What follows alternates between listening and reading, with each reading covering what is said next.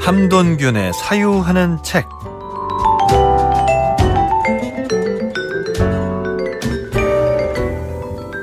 일상의 사유를 더하는 책 이야기 나눠봅니다. 오늘도 사유하는 즐거움을 알려주실 함돈균 문학평론가님 함께합니다. 어서 오세요. 네, 안녕하세요. 네, 이번 일주일 동안 일주일이 아니죠. 3주 동안 잘 지내셨습니까? 잘 지냈습니다. 네. 지난번에 뵐 때는 좀 약간은 싸늘한 봄이었는데 이제는 네. 좀 더운 봄이 됐어요. 네, 더운 봄이고 아주 사회도 그냥 아주 다이나믹합니다, 지금. 왜 또 사회 얘기를 하셔가지고 이제 문학에서 사회로 가면 문학으로 못 돌아온단 말이에요, 우리. 오늘 얘기가 아주 네. 그 사회하고 또 관련이 많은 얘기입니다. 또 그것도 네. 그러네요. 알겠습니다. 지난 시간에 예고를 해주시면서 인류 역사상 가장 위대한 책이자 한국 사람들은 거의 안 읽는 책이라고 소개를 해주셨습니다. 소포클레스의 비극 안티고네인데 참 이 표현이 아주 그 전곡을 찔렀다라고 생각하면서 아주 아파요. 그렇죠. 네. 우리 왜 안 읽지? 이런 생각도 들고. 네. 네. 읽으면 어떻게 되나요?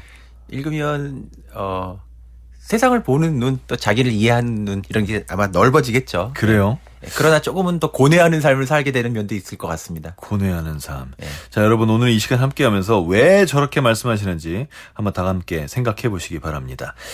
좋습니다. 이 그리스 비극 자체가 하나의 장르로 분류가 돼 있지 않습니까? 뭐 어떤 특징을 가지고 있는지 소개를 좀 해주시겠어요? 예, 일단 사회자님께 그냥 간단한 질문 하나 좀 드리고 싶으면 역으로. 예. 서양에서 굉장히 유명한 작가들이라고 하면 이제 셰익스피어 같은 사람 떠올리고 또 뭐 괴테라든가 뭐 브레이트 현대, 네. 안톤 체홉 이런 작가들이 있어요. 뭐 까미 같은 이런 작가도 있고 이런 작가들의 공통점이 뭔지 혹시 질문 한번 드려볼까요? 공통점이요? 공통점이요. 혹시 그 셀프 왕따였나요? 혼자 이제 얘기 안 하고 어디 처박혀서 글쓰기를 좋아하는 그런 사람입니까? 아마 그런 면도 있었을 텐데 예. 오늘 관련해가지고 말씀드리고 싶은 거는 이 사람들이 모두 그 드라마, 희곡을 쓴 작가라는 것입니다. 네. 그러니까 이제 서양에서는 위대한 작가가 된다는 것은 드라마를 쓰는 작가가 된다는 뜻이에요. 예. 그러나 한국에서는 우리가 드라마라고 하는 걸 요즘 영화라든가 아침 뭐 TV 드라마로 볼 뿐이지 이걸 책으로 읽으면서 공부하고 토론하고 이런 일은 거의 없지 않습니까? 네. 그게 이제 아까 말씀드렸던 그 가장 위대한 책이지만 한국 사람들이 이런 책을 거의 보지 않게 되는 그런 이유 중에 하나라고 볼 수 있습니다. 그러면 그 드라마를 쓴다는 얘기가 어떠한 하고 싶은 말이 있더라도 그거를 스토리로 만들어내서 사람들이 읽을 수 있게 해야 된다. 또 하나는 그 스토리에다 그렇다면 내가 주장하고 싶은 그 내용을 티 안 나게 잘 녹여야 된다. 이건가요? 그 드라마라는 말을 일단 생각해 볼 수 있는데 네. 그 스토리라는 이제 말씀은 어떤 이야기를 말하는 거잖아요. 네네. 근데 그 드라마라고 하는 건 이게 그리스어인데 드라마라는 게 이제 그리스어로 드란이라는 동사가 있는데 이게 행위하다는 뜻이에요. 거기서 이제 드라마가 되면 명사형이 돼가지고 행위. 그래서 드라마를 그 직역을 영어로 하면은 이제 액션이 되는데 그 이야기를 행위를 통해 가지고 전달하는 그런 장르. 이게 바로 이제 드라마고 이 드라마의 원천이 되는 것이 이제 오늘 소개시켜드릴 그리스 고전 비극이라고 하는 이 드라마라고 얘기할 수 있습니다. 그럼 이 그리스 비극에서 자주 다루는 주제는 뭔가요? 예, 그리스 비극에서 이제 다루는 주제는 이게 비극이잖아요. 네. 그러니까 사실 이야기를 보면은 굉장히 끔찍하고 극단적인 이야기들이거든요.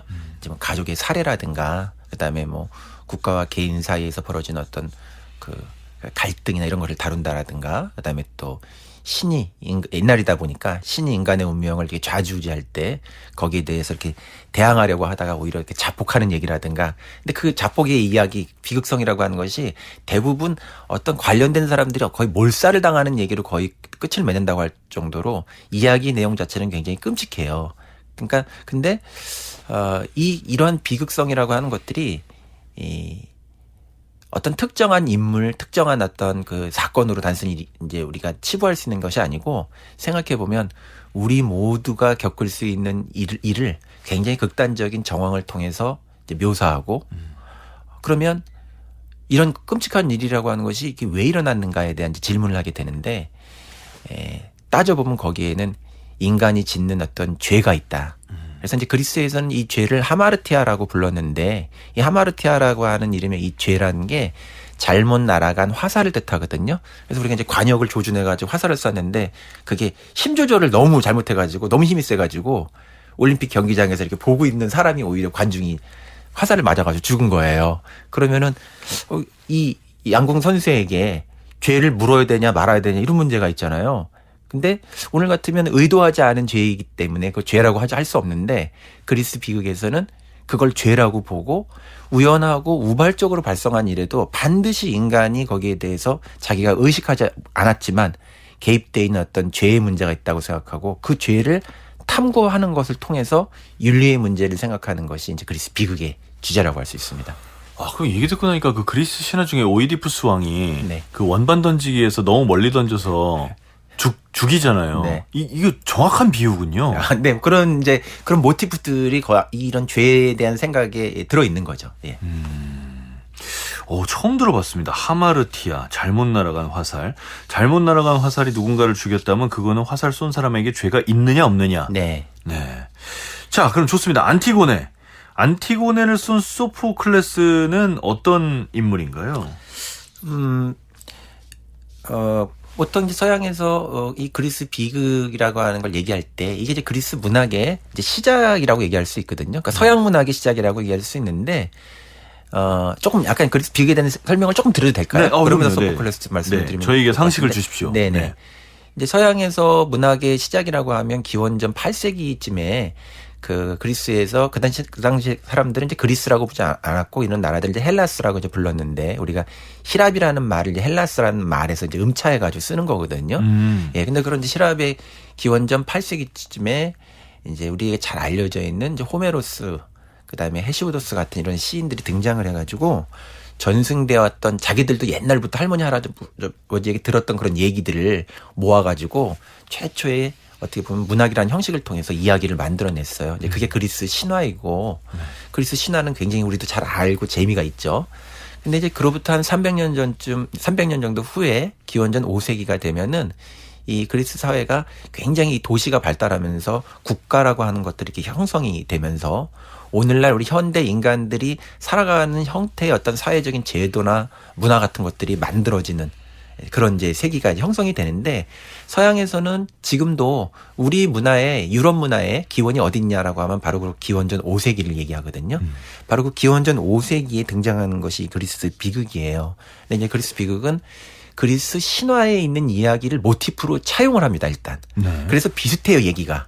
근데 읽어보면은 기원전 8세기에 처음에 신화가 등장할 때는 이것이 일종의 사람들이 신화적인 세계 속에 아직도 있었던 거기 때문에 이야기가 신의 어떤 이야기들을 중심으로 전개가 되는데 네. 기원전 5세기가 되면은 도시하고 공동체, 국가라고 하는 어떤 제도가 형성되다가 보니까 인간의 문제에 대한 관심으로 모든 것이 이동을 하면서 신화의 이야기를 모티브로 하지만 인간이 겪고 있는 당시 사회에 있는 여러 가지 갈등을 여기서 다루게 됩니다. 그래서 인간에 대한 관심에 집중되고 한마디로 얘기하면 오늘날식으로 얘기하면 휴머니즘적인 어떤 관심, 인간에 대한 관심, 인간의 관점으로 세상을 보는 그런 어떤 것들이 생겨나는데 거기서 이제 비롯되는 수많은 어떤 갈등을 다루는 것이 이제 그리스 비극이라고 할 수 있고요. 그리고 그 당시에 그리스 비극이 등장하던 시기는 두 가지 측면에서 우리가 좀 생각해 볼 만한 게 있는데 하나는 이 시대는 철학이 시작되는 시대이기도 합니다. 그래서 이 소포클레스가 소크라테스하고 거의 나이가 비슷하다고 보시면 돼요. 그렇게 네. 이해하시면 됩니다. 네네. 예. 그리고 또 이 시대를 이해할 때 이 역사적으로 보면 서양에서 서양과 동양이 맞붙은 아주 의미 있는 큰 전쟁이 있었는데 그게 바로 페르시아 전쟁이었거든요. 이 페르시아 전쟁 시대이기도 해요. 그래서 이런 사회적인 문화적인 그런 분위기가 이 비극 안에 들어 있고 페르시아 전쟁이 이제 이 그리스 연합군과 페르시아가 맞붙은 그런 어떤 전쟁이었는데 훨씬 전체적인 그 규모 사이즈로 보게 되면 페르시아가 이길 줄 알았는데 이제 그리스가 이제 승리를 하게 된 그런 전쟁인데 그게 이제 영화 300의 배경이니까. 그렇죠. 네. 그 전쟁에 가장 그 하이라이트가 되는 그 최후의 전투라고 할 만한 우리로 보면 노량해전 같은 것이거든요. 네. 그런 전투가 살라미스 해전이라는 유명한 해전이 있었는데 그 전쟁에 장군으로 참여했던 사람이 그리스의 3대 작가 중에서 아이스킬로스라는 사람이고 그 전쟁 살라미스 해전을 통해 가지고 페르시아 전쟁에 대한 어떤 완전한 승리를 거두면서 승전보를 울리면서 돌아올 때 소년이 기술을 들고 이제 앞에서 이렇게 개선 행진을 하는데 그 소년 기수였던 사람이 소포클레스예요. 아, 그래요? 네. 그리고 그 해에 태어난 사람이 에우리피데스라는 작가인데 네. 이렇게 그 페르시아 전쟁을 놓고서 보면 그리스 비극의 3대 작가였던 것을 우리가 볼 수가 있고 그 작가마다 미묘하게 이 고전 시대에 있었던 신화의 이야기를 다루지만 한 사람은 도시 문명을 건설해야 되는 그런 어떤 시점에 존재했던 작가가 어떻게 정치와 법을 바라보는가라고 하는 그런 문제가 있고 이게 바로 아이스킬러스라는 작가예요. 아, 그렇게 되겠군요. 아, 물론 거의 다 동시대인인데 조금 다른 거죠. 미묘하게 다르네요. 예. 그다음에 이제 소포클레스 같은 경우는 그리스의 가장 전성기의 시대의 사람이거든요. 아테네 사람으로서. 그래서 이 그리스 사에서 보면 최고의 그 정치가이면서 시민 1호라고 불리는 사람으로 페리클레스라는 리더가 있었는데 이 사람하고 친구였어요. 그래서 그 자기 그 사회를 같이 이렇게 어떻게 보면 이제 운영하는 그런 어떤 리더 역할을 했던 사람이 이 소포클레스라고 볼 수 있습니다. 그다음에 이제 에우리피데스라는 작가는 그리스의 그 쇠퇴기 그리스의 전성기가 그렇게 오래 가지 않았거든요. 한 80년 정도 갔는데 딱 지나가는 시점에 예, 그 시점에 쇠퇴기로서 이 세상을 바라보는 어떤 사람이 가지고 있는 허무주의라든가 무정부성을 가지고 있는 사람이 에우리피데스예요. 그래서 이 세 사람이 보여주는 어떤 약간의 다른 어떤 각도를 이렇게 우리가 보게 되면 문학의 최초의 시작이 어떻게 시작되었고 또 심지어는 현대의 소설이라고 하는 것이 어디에서 영감을 받아서 이런 형태의 모형을 우리가 갖게 됐는가에 대한 모든 이야기가 이 비극 작품에 있다고 볼 수 있습니다. 야, 이게 진짜 너무 우리는 다 동시대 사람이라고 그냥 생각하잖아요. 네. 아이스킬로스나 에우리피데스나 다 동시대 사람. 그냥 동시대 사람인데도 그 나라 그들이 속해 있는 그 사회의 흥망성쇠에 따라서 네. 사회를 바라보는 관점 자체가 좀 다를 수 있군요. 인간을 바라보는 관점도 다르고요. 네. 아, 이거 이렇게까지 생각해 본 적은 없습니다. 그리고 지난 시간엔 또 한강 작가의 작품하고 비교를 해주셨잖아요. 네. 소년이 온다하고 이 안티고네를. 네. 스웨덴 한림원에서 그 한강 선생님한테 이제 그 노벨상 수상 수여를 하면서 네. 했던 논평 중에 작품을 콕 집어가지고 소년이 온다라는 작품이 한강 작품 중에 가장 어떻게 보면 탁월한 작품 중에 하나라고 생각을 하는데 그 작품이 그리스 비극, 고전 비극, 안티고네의 모티프를 상당히 연상하게 한다. 이런 얘기를 이제 하셨어요. 그 한림원에서. 네네. 그 얘기가 이제 뭐냐 하면은 소년이 온다라는 그 작품이 아주 우리한테 그 큰 충격을 이제 주는 게 뭐냐면 네. 그 계엄 상황, 내전 어떻게 보면 그런 상황이죠. 네. 그런 상황에서 죽어간 사람들의 시체 더미가 앞에 1, 2부에 그만 묘사가 되고 그 시체 더미 안에서 누구에게도 애도받지 못한 그런 시체가 이렇게 쌓여 있는데 시체에서 영혼이 이렇게 이탈을 해가지고 자기가 부패해가는 모습을 영혼이 이렇게 스스로 자기를 바라보는 그런 충격적인 장면들이 나오는데 애도받지 못한 시체, 애도받지 못한 죽음을 기억하는 이 서사가 소년이 온다의 이제 주제죠. 안티고네도 결국은 애도받지 못하는 시체를 둘러싼 죽은 시체에 대한 애도받을 권리를 주장하는 얘기가 안티고네이거든요. 근데 결국 이렇게 애도받지 못하는 죽음, 대부분 애도받지 못한다라고 하는 건 공동체에서 그 시체가, 그 죽음이 고립돼 있다는 얘기거든요. 그 공동체 사회에 반하는 죽음일. 예, 반하는 죽음일 수도 있고 인물일 수도 이해받지 있고. 못하는 인물일 수도 있고 네네네. 그런 어떤 고립된 죽음 그리고 권리를 주장할 수 없는 어떤 존재에 대한 권리를 다시 확보해 주려고 하는 그런 것이 바로 이제 문학이라는 점에서 소년이 온다. 그다음에 안티고네 같은 것이 모든 문학이 가지고 있는 어떤 문학적 보편성을 같이 보여주는 그런 어떤 작품이라고 얘기할 수 있습니다. 문학은 최초에 시작될 때부터 그렇게 시작된 거예요, 사실은.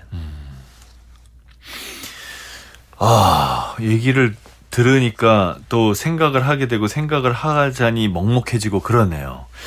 자, 그럼 안티고네로 들어가 보겠습니다. 안티고네 좀 줄거리를 간단하게 얘기해 주시죠. 예, 이거는 이제 그 그리스 신화에도 나오고 드라마 중에서 굉장히 유명한 드라마, 이거 소포클레스가 썼는데 오이디푸스 왕이라는 드라마가 있는데 이 오이디푸스 왕이 이제 그 죽은 다음에 왕위를 잇기로 된 그 왕자가 둘이 있었는데 둘이 왕이 다툼을 벌여요. 사이가 좋지 않아가지고.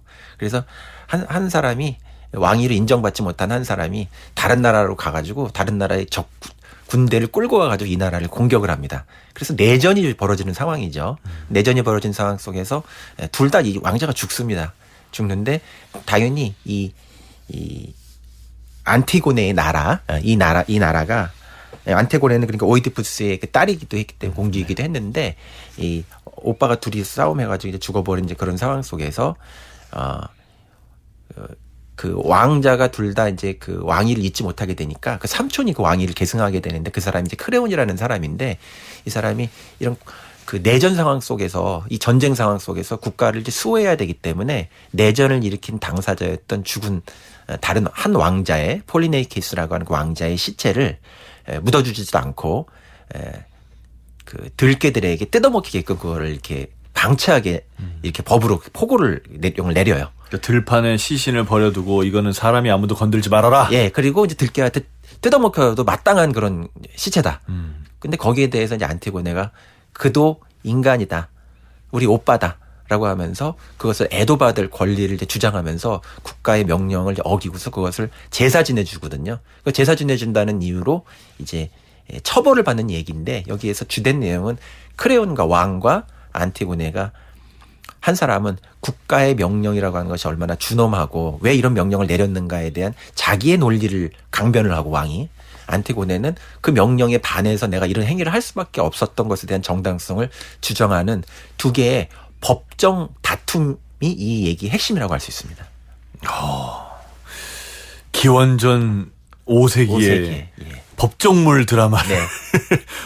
요새도 법정물은 진짜 사람들한테 인기가 많은데. 네, 그렇죠. 기원전 5세기의 법정물 드라마네요. 근데 참 이게, 모르겠습니다. 이게 너무 무서운 문제기도 하고 어려운 문제기도 한데, 예를 들어서 사람을 한 10명을 살인한 그 살인범, 연쇄살인범이 네. 있는데 그 연쇄살인범의 시신을 들판에 버려서 들깨에게 뭐 뜯어먹히게 해라. 네. 이런 명령 우리가 잘 안 내린단 말이에요. 근데 꼭 집단과 집단의 싸움에서 패한 쪽의 그 지도자들을 향해서 이렇게 명령을 내린단 말이에요. 네. 그러면 그때 그 패한 자, 물론 패한 자가 여기서 이제 외국의 군대를 끌고 왔기 때문에 더 미운 털이 박힌 거긴 한데, 그렇죠. 네. 그 미운 털이 박힌 그 사람에게, 이미 죽은 사람에게, 들깨에게 뜯어 먹히는 게 좋은 거냐? 예. 아니면, 그럼에도 불구하고, 죽은 걸로 죄에 대한 대가는 치렀으니, 그러면 죽음에 대해서는 애도하는 게 옳은 거냐? 네. 이거네요. 네. 그래서 이제 그 말씀 잘 해주셨는데, 정서적으로 보면 우리가 어떤 하나의 그 진영의 편을 들게 되는데 사실은 따져보면 누구의 말이 여기에서 옳다라고 하는 것을 사실은 한꺼번에 정확하게 얘기하기가 좀 어려운 이런 딜레마를 그리스 비극은들 던져주고요. 그런 딜레마 속에서 그것을 한번 따져보면서 어떤 말들이 그러면은 우리가 따라야 될 말이고 어떤 말들은 그럼 우리가 좀 해야 되는 말인가 이렇게 그걸 따져보는 그런 윤리적 딜레마를 발생시키기 때문에 이게 굉장히 그 특별한 우리 사유의 어떤 장르가 될 수 있는 겁니다. 네. 근데 그게 결국 옳고 그름이 없는 거 아닌가요? 사람마다 생각을 해야 될 문제인 거고, 생각을 통해서 다른 사람과 만약에 생각이 다르다면 그 다른 부분을 공유해야 될 그런 문제지, 여기서 이게 옳아 저게 옳아라고 말하기엔 이 경우에는 있을 수 있겠군요. 예. 네. 근데 현실적인 문제를 볼 때는 네. 법이라고 하는 것들도 보면은 애매한 부분이지만 그런 부분들도 우리가 처벌을 하고 처분을 하지 않습니까? 그런 문제가 이제 발생하는 거고 특히 이것은 그 전쟁을 일으키는 어떤 그 내전의 어떤 당사자에 대한 처벌의 문제와 관련이 되고 거기에서 그 전쟁에 의해 가지고 피해를 입고 고통을 당한 사람들이 또 공동체 안에 있기 때문에 이런 문제들에 대해서 이 단순한 어떤 뭐 심정적인 어떤 것을 할 수 있는 것이 아니라 그런 사회가 가지고 있는 어떤 논리, 사회가 가지고 있는 어떤 필요성에 응하는 방식으로 법이 어떤 판결을 내릴 수밖에 없거든요. 예. 그러니까 그 공동체에서 이번 내전으로 만약에 가족이 돌아가셨다든지 하는 사람들인 그렇죠. 경우엔 그렇죠. 그냥 죽음으로는 분노가 안 풀린다 일 수도 있겠군요. 그렇죠. 이거 어려운 문제네요. 네. 손을 번쩍 든 무지님께서 그리스 비극 참 흥미롭네요. 문학과 사회, 그 관계의 정석을 보는 것 같아요. 0442님, 그냥 안티고네가 삼촌 몰아내고 왕을 하지라는 상상도 해봅니다. 죽은 오빠를 애도하는 정도의 심성을 가진 사람이 삼촌을 몰아냈을 것 같지도 않습니다. 참 그러네요. 근데 여기서는 일단 법정에서 있을 때 네. 안티고네가 엄청 불리할 것 같아요. 네, 안티고네가 이제 불리하죠. 왜냐하면 사실 이 법이라고 하는 게 우리가 이제 이런 작품을 볼 때 제목이 안티고네이기 때문에 오늘날 오랜 세월이 지난 다음에 그래도 어떤 좀 문화가 더 한 발짝 나갔다고 생각하는 이런 시대의 관점에서 그걸 보게 되면은 네네. 안티고네의 어떤 관점을 가지고 이 크레온의 얘기를 이렇게 볼 수가 있는데 사실은 이거는 아까도 말씀하셨던 것처럼 그 크레온이라는 사람이 이 작품에 등장할 때 하나의 그 개인적인 캐릭터를 보여주는 것이 아니라 이런 혼란한 국가적 상황을 수습해야 될 임무를 띠고 있는 사회적 페르소나를 가지고 있는 사람이거든요. 그런 위치에 서 있는 사람은 누구나 국가를 수호해야 되기 때문에 전쟁의 당사자, 공동체에 피해를 입힌 사람들에게 어떤 처벌을 할 수밖에 없는 것이고 그게 정확한 처벌이 정의죠. 예, 정확한 처벌이고 어떻게 보면 그게 진정한 의미의 보수주의가 가지는 입장이에요. 그럼요. 우리 국가를 수호해야 된다라고 하는 입장. 그래서 그런 입장에 서게 되게 되면은 사실은 이게 크레온의 얘기로만 이렇게 되는 것이 아니고 그 사회 속에 살고 있는 많은 시민들이 크레온의 입장에 동조하는 그런 입장을 사실 가지고 있는 얘기라고 볼 수 있습니다. 반대로 얘기하면은 안티고네와 같은 그런 주장은 정서적으로는 어떤 자기 주장일 수 있는지 모르지만 이 법의 예외성 같은 것들을 주장하는 특수한 입장이기 때문에 시민들에게도 호응을 받을 수 없는 그런 고립된 의견이라고 볼 수 있어요. 쉽게 말씀을 드리면은 한국 전쟁이 일어났는데 지금 우리가 굉장히 오랜 세월이 지났지만 그 징후라는 것이 여전히 있잖아요. 근데 그 전쟁을 일으킨 어떤 당사자, 북한의 어떤 이 전쟁을 일으킨 당사자 수개가 있는데 그 사람이 만약에 죽었어. 근데 그 사람을 우리가 잘 수습해가지고 그 사람도 인간이니까 애도해야 된다. 혹은 임진왜란이 일어났는데 도요토미 히데요시를 우리가 잘 애도해야 된다. 이런 얘기라고 하는 거는 시민과 국민들에게 먹힐 수 있는 얘기가 아니에요. 사실은. 맞죠. 맞죠. 그게 또 그런 부분도 있는 것 같아요. 이제 그렇게까지 도요토미 히데요시까지 가면 정말 할 말이 없긴 한데 그 안티고네로만 얘기를 하자면 네. 사람들이 누구나 이렇게 들깨에게 먹히는 그런 처분을 하는 거에 대해서 심정적으로 행복하진 않을 것 같아요. 네. 그러니까 내 마음이 그러니까 내가 되게 잔인한 걸 내가 알고 있는 거죠. 그런데 법정에서 안티고네가 하는 말들은 내가 잔인하다는 말들을 다시 한번 일깨워주는 말이니까 거기서 괴로울 것 같기도 해요. 네. 그러니까 그런 말을 하는 안티고네가 싫은 거죠. 그러면 더. 그렇죠.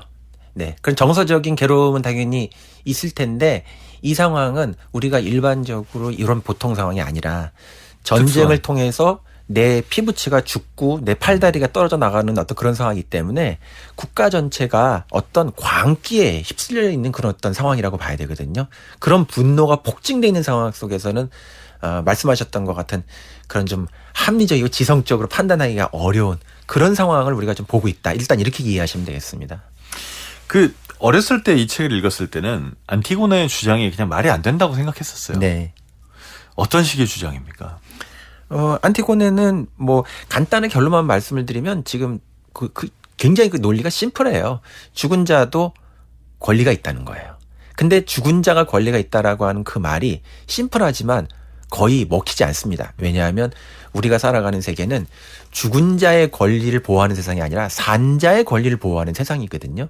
그러니까 이 얘기가 표면적으로 보면 그 내전 상황에서의 어떤 죽은 자의 시체를 둘러싼 얘기지만 사실은 이 세계의 법이라고 하는 건 늘 살아있는 사람들을 보호하기 위해서 그들의 권리를 이야기하는 그런 세계인데 그런 세계에서 벗어나 있는 살아있지 않은 사람, 우리가 전혀 권리의 대상이라고 생각하고 있지 않은 어떤 그런 존재의 목소리를 주장한다는 그런 차원에서 이것이 문학적으로 함의를 가지고 있는 것이거든요.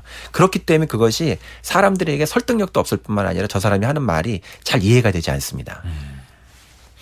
여기서 이제 문학적인 말 혹은 시적인 말은 어떤 말입니까? 그게 이제 어떻게 보면 이 두 사람의 변론에 네. 대비되는 부분일 텐데. 네. 이건 이제 제가 문학 비평가로서 이것을 좀 적극적으로 해석하는 그런 그 관점이기도 한데, 문학이라고 하는 거는 그 문학 작품이 다루는 그 내용도 중요하지만 그 내용을 전달하는 그 화법, 방식이 되게 중요하거든요. 그러니까 예술은 일종의 스타일이기 때문에. 근데 제가 이제 저는 굉장히 오랫동안 이 안티고네를 거듭해서 읽어오고 여기에 대한 글을 많이 썼던 이유가 이게 하나의 그냥 문학적 어떤 내용을 다루는 것이 아니라 이 스타일과 화법을 통해서 이 세계를 우리가 살아가는 하나의 어떤 관점을 여기서 이제 보여준다는 생각이 들어요. 근데 이제 안티고네 우리가 보통 이제 그 문학적인 말, 그다음에 시적인 말 이런 말을 쓸 때 시라고 하는 것이 우리가 보통 좀 어렵잖아요. 어렵게 느껴지는 이유가 일부러 뭔가를 꼬기 때문에 어려운 그런 게 사실 아니고 진정으로 좋은 어떤 훌륭한 시가 이제 만들어지고 문학이 만들어질 때는 보면은 그게 일부러 그것을 말을 꾼 게 아니라 독자가 그 어떤 해당하는 어떤 상황을 우리가 이해하고 문장을 읽었는데 독자가 생각하고 있는 것은 굉장히 상식의 관점이에요. 근데 작가가 그것을 할 때는 상식을 훨씬 초월한 더 큰 관점으로 이야기하기 때문에 독자가 그 내용으로 볼 수 있는 그 시선보다 그걸 포괄을 하지 못하기 때문에 발생하는 것이거든요.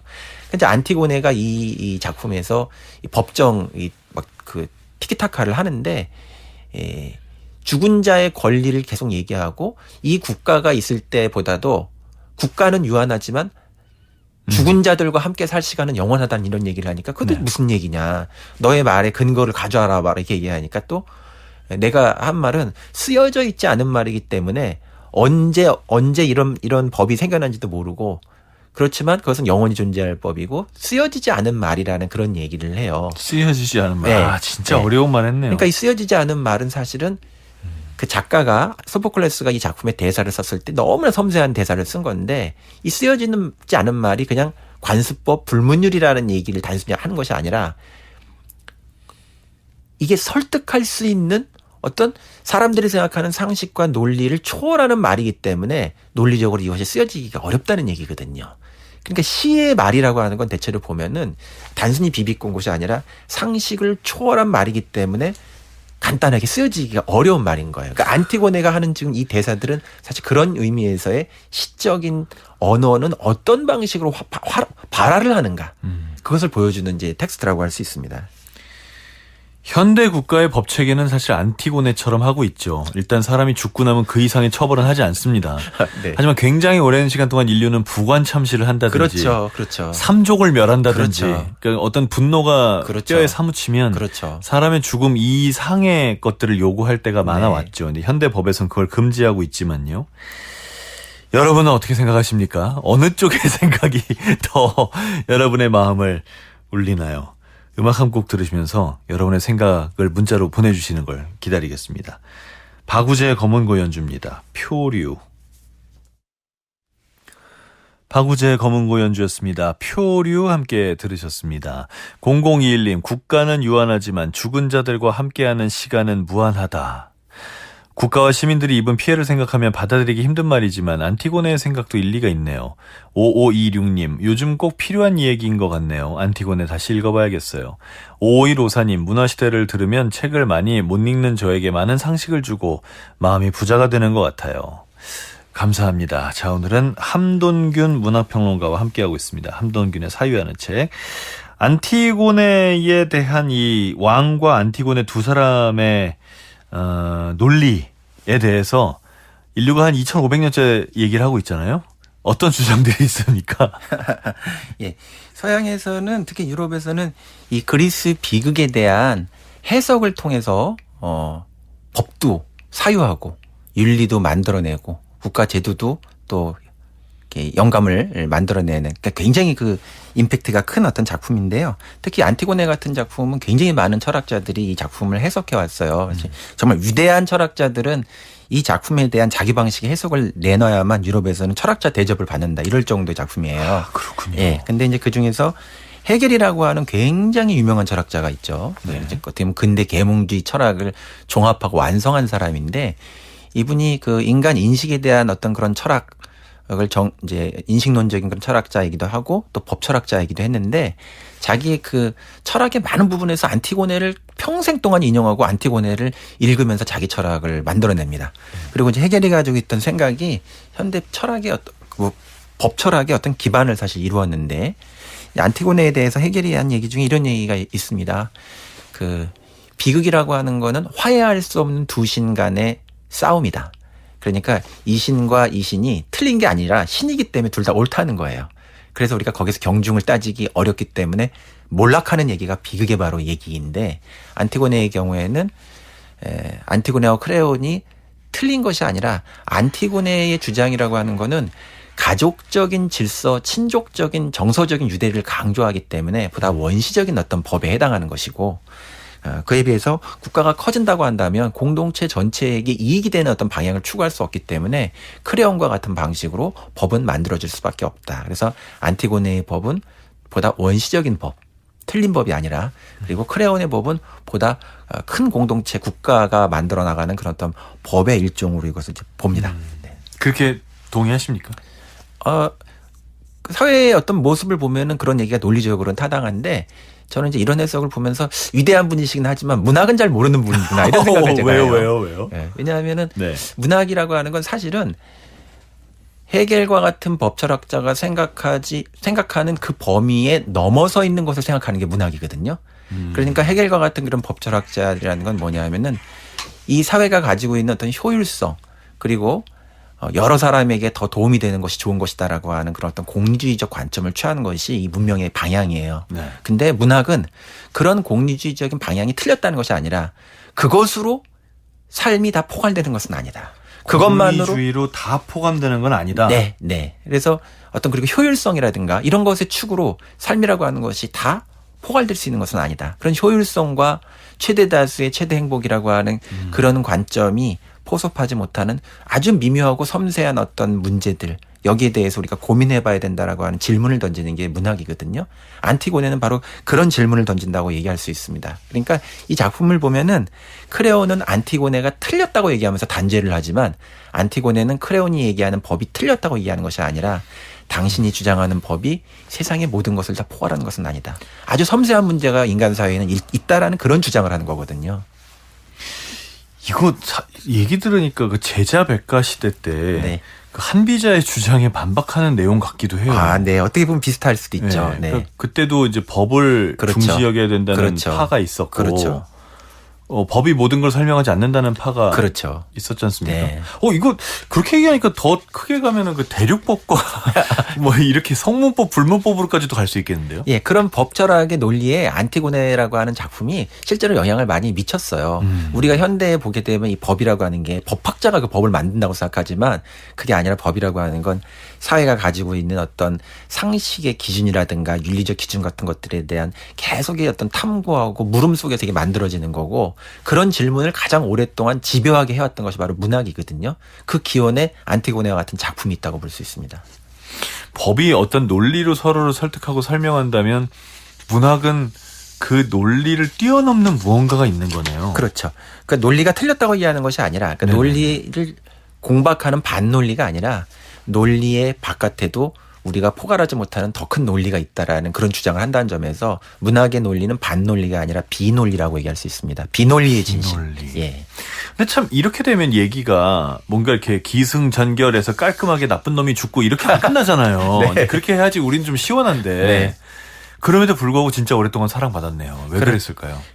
이것이 담고 있는 얘기가 사실은 그냥 하나의 그냥 공상적인 얘기가 아니라 굉장히 리얼한 얘기예요. 실제 우리의 삶 속에서 이런 일들이 어떻게 보면 그 내용은 조금 다를 수 있지만 비슷한 형태로 계속 반복이 되고 그런 식의 질문이 계속 회귀하는 것이거든요. 아직도 있다. 지금도 여전히 있습니다. 이런 게.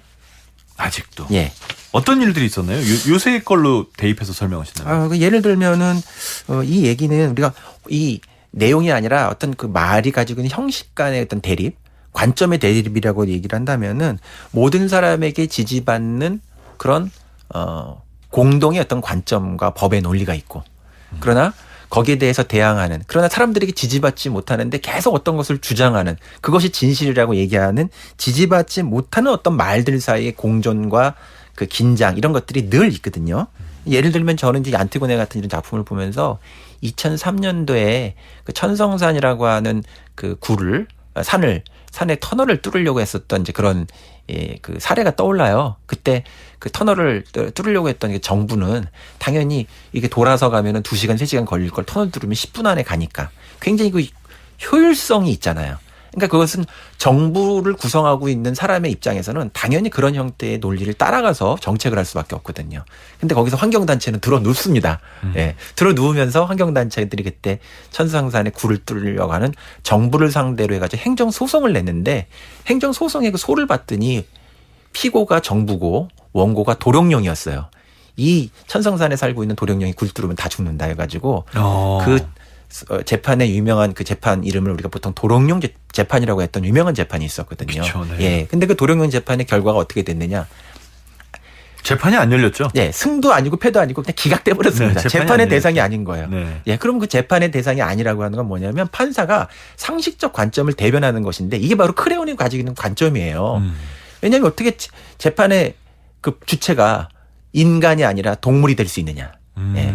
그러나 우리가 그 소를 제기했었던 환경 단체들은 사실은 안티고네와 같은 얘기를 쓰는 것이거든요. 그러니까 안티고네가 하는 주장을 보면은 이게 언제 만들어졌는지 모르지만 영원히 존재할 법이고 쓰여지지 않은 그런 어떤 법이 있다라고 하는 것을 주장을 하는데 이렇게 사람들에게 설득할 수 없는 그러나 진실을 계속 주장하는 그런 언어는 그 세계가 가진 상식을 초과해서 얘기를 하는 거예요. 근데 보편적으로 보면 이 지구에 6억 년 전에 지구가 만들어졌다고 하는데 사람이 먼저 생겨났습니까? 도룡령이 먼저 생겨났습니까?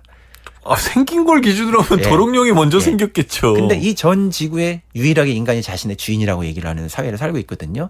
거기에 대해서 도룡령의 권리를 주장하는 것이 바로 안티고네가 얘기하는 산자가 아니라 죽은 자도 권리가 있다라고 하는 이런 목소리하고 유사한 주장이라고 할 수 있어요. 이게 바로 이제 문학입니다, 사실은. 문학이 메타포로 작용하는 이유가 여기에 있는 거예요. 예. 이 천성산이 이제 잘 모르시는 분들을 위해서 설명드리면은 그 외곽순환도로의 한가운데 있습니다. 그러니까 이게 없었으면 외곽순환도로가 안 생겼고 아마 그리로 출퇴근하시는 수많은 사람들은 그런 외곽순환도로가 없어도 된단 말이야 라고 생각하면 좀 끔찍하실 거예요. 그렇죠. 그렇죠. 그렇지만 이제 그러니까 2003년에 제가 이제 KBS에 입사를 했었는데 그때 이 도롱뇽 재판을 보면서는 그냥 말도 안 되는 소리 하고 있네라고 생각했어요. 네. 아무렇지도 않게. 네. 근데 이걸 오늘 안티고네랑 붙여서 보니까 말도 안 되는 소리라고만 생각한 나는 옳은 건가? 내가 생각이라는 걸 한 건가? 라는 생각을 하게 되네요. 예. 생각을 하신 거죠. 근데 산자들을 위한 생각을 하신 거라고 보면 됩니다. 네. 아니, 너무 금방 결론을 내렸던 것 같아서 그때 네. 저는 그 네. 당시에 저는 너무 금방 결론을 내렸던 것 같아서 그렇게 금방 결론을 내리는 게 과연 옳은 거였나 하는 생각을 하게 됩니다. 좀 인상적인 문장을 소개해 주시겠어요? 예. 그리스 비극은 이 작품을 보시면서 그 안티고네도 그렇지만 그리스 비극이라는 이런 장르가 이제 있다는 걸 이제 좀 청취자 여러분들이 아시면 좋을 것 같고요. 근데 거기에서 보면은 이 대사가 주인공들이 하는 대사들이 쌍방이 서로 옳은 얘기를 보통 합니다. 예. 그렇기 때문에 주인공이 절대적으로 옳은 어떤 그런 얘기를 하는 헐리우드 영화하고는 되게 달라요.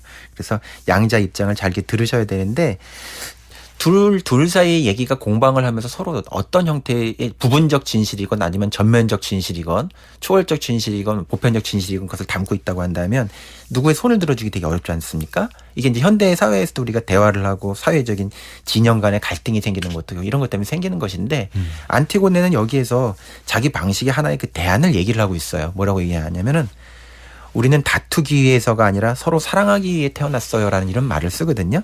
이게 되게 허무맹랑한 얘기인 것처럼 보이지만 사실은 모든 종교가 마지막에 얘기하는 거는 논리와 논리가 부딪혔을 때 쌍방의 관점이 부딪혔을 때 결국은 그것은 하나의 힘들과 힘들 간의 싸움이 되기 때문에 누구는 패배하고 누구는 일방의 승리를 거두는 그런 비극으로 끝날 수밖에 없습니다. 근데 이런 것들을 우리가 좀 피할 수 있는 방법은 결국은 이해하고 사랑하는 그런 어떤 관점밖에 없어요, 사실은.